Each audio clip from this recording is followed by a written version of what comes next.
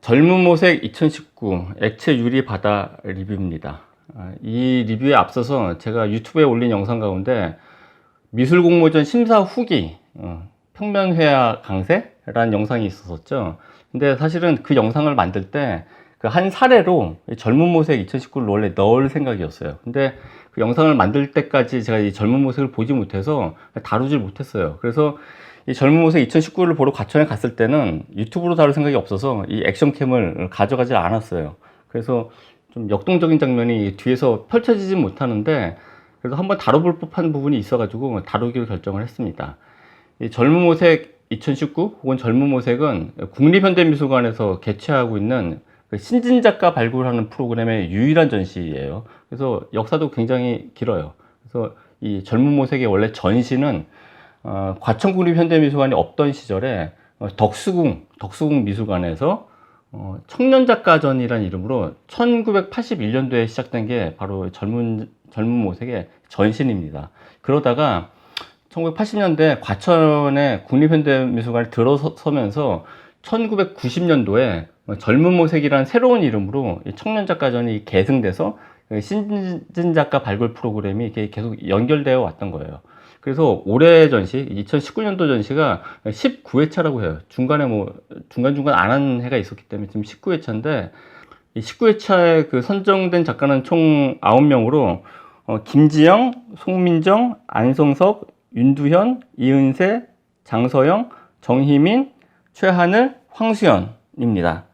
이 젊은 모색은 역사가 길어가지고 2010년도에는 젊은 모색의 그 30주기 기념 전시를 과천국립미술관에서 열었어요. 그래서 젊은 모색 30이라는 제목으로 그동안 그 배출됐던 작가들 가운데 좀 대표가 될 법한 작가들을 갖다 불러다가 전시를 열면서 젊은 모색이 얼마나 큰 역사를 갖고 있고 이 가운데 얼마나 중요한 작가들이 배출됐는지를 과시하는 전시도 열었었습니다.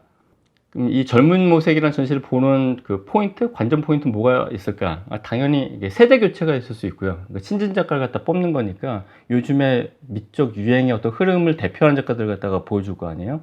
그러니까 세대 교체가 있고, 저는 사실은 미술의 변화를 하나의 키워드로 봤습니다. 미술이 이전과 정말 많이 달라지고 있거든요. 근데 그거의 한 흐름으로 특히 이번 전시가 제가 봤을 때 또 눈여겨볼 만하다고 생각했어요.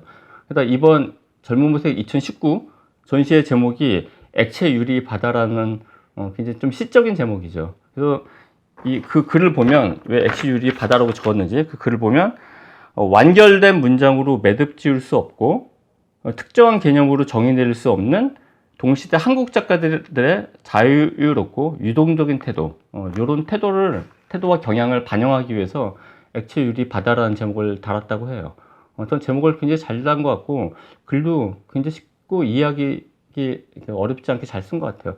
예전에 미술 전시에 쓰여진 글들은 작품보다 더 어려웠죠. 근데 이런 부분도 아마 미술의 변화의 한 면모라고 봐요. 그러니까 액체 유리 바다라는 거는 눈에 잡히지 않고 정확하게 형언하기 어려운 어떤 대상이잖아요. 그리고 왜 그러냐면 걔가 투명한 대상이기 때문에 특별한 어떤 실체가 없단 말이에요. 그래서 이런 실체 없음을 요즘 동시대 작가들의 어떤 한 경향으로 파악하고 이렇게 글을 썼는데, 전 글을 참 잘 쓴 것 같더라고요.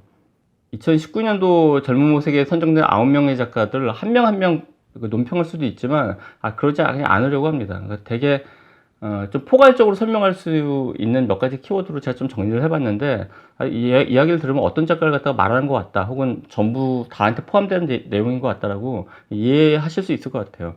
몇몇 작품에서는 이제 사건 사고가 하도 많이 보도되고 있는 요즘의 어떤 실태, 그래서 사건 사고 뉴스로 이게 지배받고 있는 어떤 동시대 삶을 아주 손쉬운 주제로 채택을 해서 단색조 회화로 만든, 단색화 그런 걸로 굉장히 무겁고 서사가 없는 어떤 내용의 그림들이잖아요. 근데 어떤 단색조로, 그러니까 청색으로 표현한 어떤 작가도 있었고, 그리고 아주 공고하게 자리 잡은 어떤 생각보다도 가볍게 휘발되는 요즘의 어떤 사유 방식, 그런 가치관이 잘 반영된 좀 만화 같은 그런 작업들도 있었고, 그리고 대표적으로는 포스트 인터넷. 포스트 인터넷이라 그러면 제가 유튜브 영상에서 한번 독립적인 꼭지를 다룰 겁니다. 그러니까 포스트 인터넷은 인터넷 문화의 영향을 받아서 그 정서를 작품으로 반영한 경우를 말해요. 그래서 꼭 미디어 아트에만 해당되지 않아요. 평면 회화에도 많이 나타나는데 거의 모든 9명의 작가들 모두에게서 이 포스트 인터넷적인 느낌은 받았고 적어도 5명, 4~5명 정도는 포스트 인터넷 아트로 규정할 수도 있겠더라고요. 제가 볼 때. 널리 알려진 뭐 미적 개념, 뭐 일필휘지라는 개념이 쓰인 작가를 쓴 작가가 있죠. 그 개념을 특별한 무거운 차용 없이, 무거운 어떤 전용 없이 굉장히 가볍게 전유해서 만든 그런 작가들도 있었고, 그리고 일회적인 재료, 한 번 쓰고 버릴 재료를 작업으로 이렇게 구현한 작가들도 있었고, 그리고 무엇보다 이 9명의 작가 모두 가장 중요한 게 제가 봤을 땐 표면인 것 같더라고요. 표면. 아니아니라 표면. 원래 이 표면 그 이상도 이하도 아니다라는 원래 그런 주장은 1960년도에 프랭크 스텔라가 했던 주장인데 그 미니멀리즘하고 연관해서. 근데 오늘날 작가들도 그 서사의 깊이, 스토리텔링의 깊이를 갖다 낮추고 화면의 그 표면에 집중한 그런 작업의 경향이 굉장히 많아졌어요. 근데 젊은 모색 2019도 표면에 집중한 경향이 저는 발견됐습니다. 그럼 젊은 모색 2019에 대한 총평을 또 한번 좀 남겨볼까요? 젊은 모색 2019는 그동안 2014년도에 마지막으로 전시를 열고 4년 동안 공백이었었어요. 그러니까 15, 16, 17, 18은 젊은 모색이 열리지 않았어요. 그리고 올해 5년 만에 열린 건데 그게 매년 열렸던 전시를 올해부터는 경년으로 연다라고 합니다. 그러니까 작가들을 갖다 신진 작가를 발굴해서 발표하는 그 기한을 좀 늘린 거예요. 매년 하다가 경년으로 늘렸어요. 이거에 대해서 한번 얘기해 볼 법한데 저는 평소에 자주 하는 얘기인데 미술 공모전 혹은 미술상이 너무 많다라고 믿는 사람이거든요. 저 볼 때 너무 많아요. 그거는 작가의 수는 어느 정도 좀 있는데 눈여겨볼 만한 작가들의 수가 실은 적어요.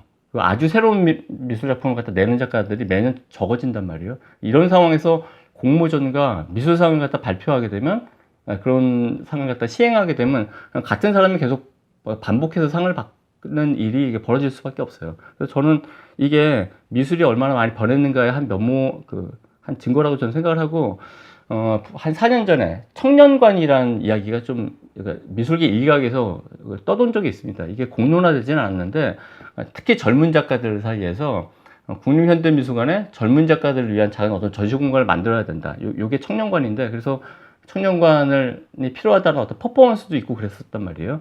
근데 이 청년관에 대한 논의가 공론화되지 않았기 때문에 저는 그냥 가만히 있었는데 밖에 나가서 청년관에 대한 질문을 받게 되면 저는 하나같이 똑같이 말했습니다.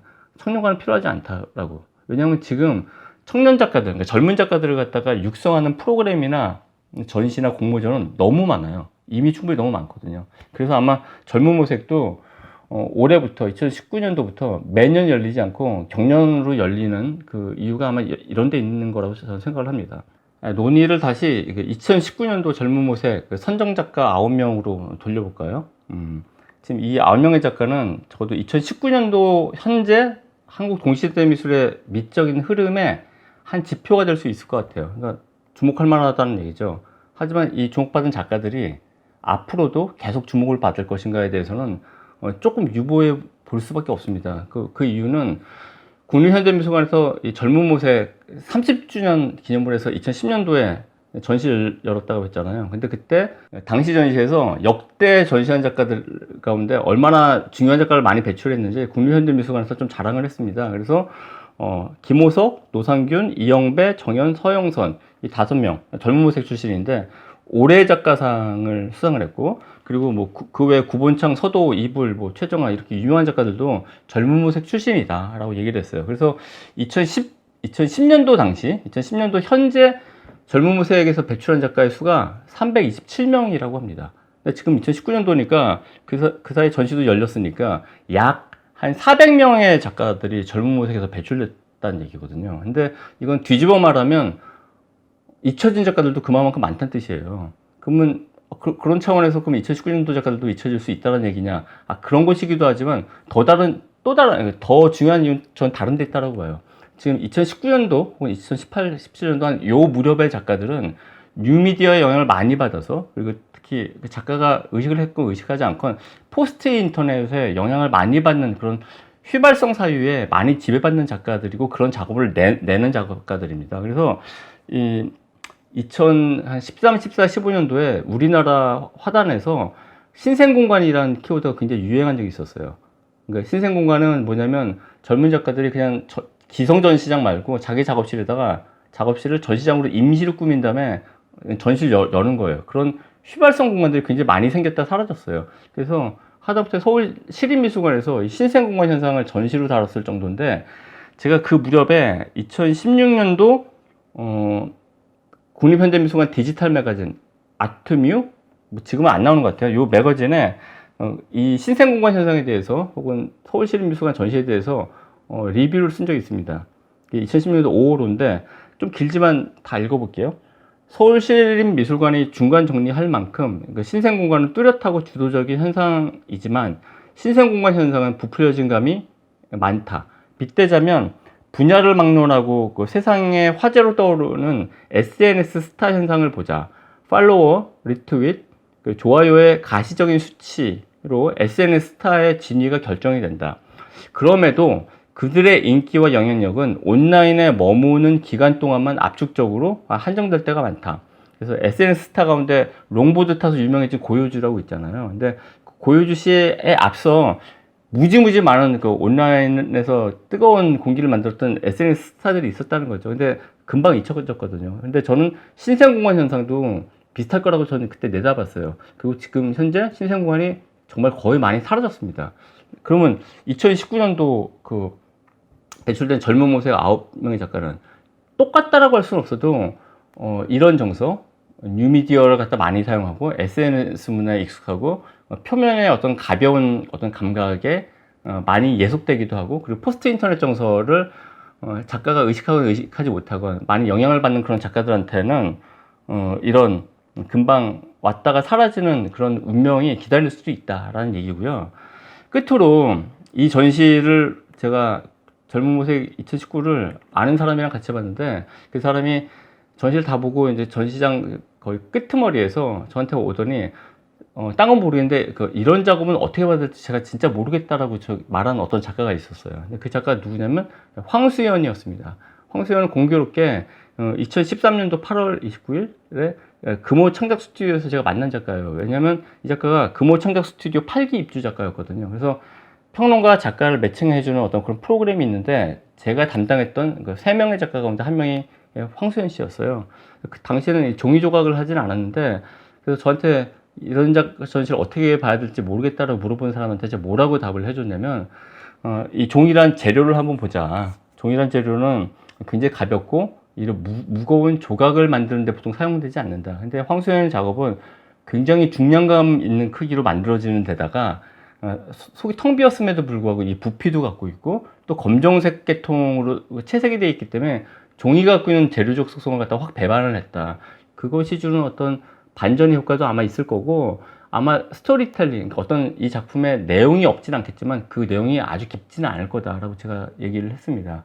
그리고 좀 덧붙여서 뭐라고 얘기를 했냐면, 지금 이 시간 과천국립현대미술관에서 젊은 모색을 보고 있는 이 관객들 가운데 황수연 같은 작업을 보고 이거 공감이 가는데 이거 뭔지 알겠다라고 할 수 있는 관객은 아마 거의 없을 것이다 라고 얘기했어요. 그 이유는 제가 얘기했잖아요. 이 작업이 굉장히 진중한 어떤 메시지를 담고 있지는 않을 거라고. 왜냐면 전 평소에 자주 하는 얘기지만 동시대 미술이 그런 무거운 메시지를 전달하기에 어울리는 매체가 아니라고 저는 생각을 해요. 다만 그런 매체를 잘 활용해서 동시대적인 어떤 감각을 유희적으로 만드는 게 동시대 미술의 한 면모거든요. 근데 이런 걸 잘 못 보는 사람은 동시대 미술, 현대 미술이 어려울 수밖에 없죠. 그럼 이걸 어떻게 극복하면 되느냐? 동시대 주류 미술을 많이 보면 그냥 되느냐? 많이 보는 것만으로도 도움이 많이 됩니다. 근데 더 나은 방법은 요즘의 주류 미술의 흐름이 어떤 건지 그걸 키워드로 뽑아가지고 좀 설명을 해주는 그런 자료를 접하면 더 도움이 돼요. 그런 차원에서 제 유튜브 방송은 도움이 될 거라고 자부합니다.